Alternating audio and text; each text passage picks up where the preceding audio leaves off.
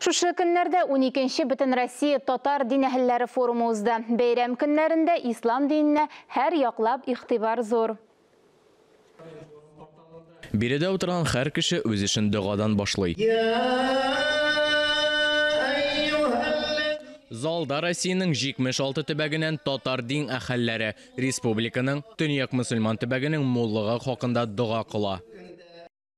İslam dini alıp kelgen ilk әһәмиятле үзгәрешләрдән берсе үз вакытында күрә бик прогрессив, алдангы булган гариф язмасы кабул итү һәм гарәп язмасы аша алдынгы мөселман фикерләү даирәсе керү.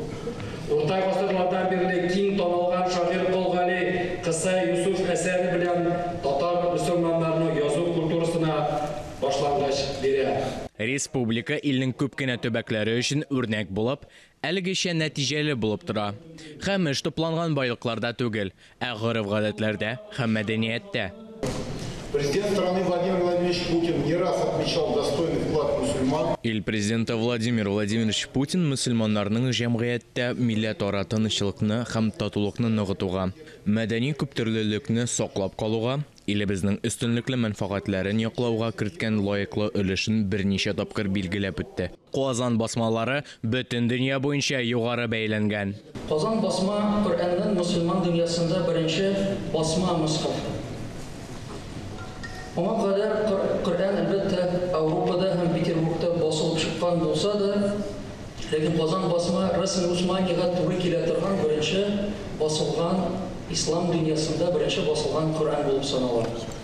Başka İslam illerinde Kur'an 100 yıldan sonra basıla başlayır. Kazan basma bütün dünya boylap turalar. Шуңа бәйле рәвештә Рөстәм Миңнеханов Казанны мөселман дөньясында беренче басма Коръән шәһәре дип танырга тәкъдим итте. Һәм дини форумда катнашучылар бүген бу инициативаны хуплады. 1100 элек Болгарда ата-бабаларыбыз дәүләт дәрәҗәсендә динне кабул иттеләр. Бу бәйрәм Татарстанга, татарларның бәйрәме түгел, бу бөтен Россия халкының, мөселманнарының бәйрәме. Форумда якын киләчәккә максатлар билгеләнде.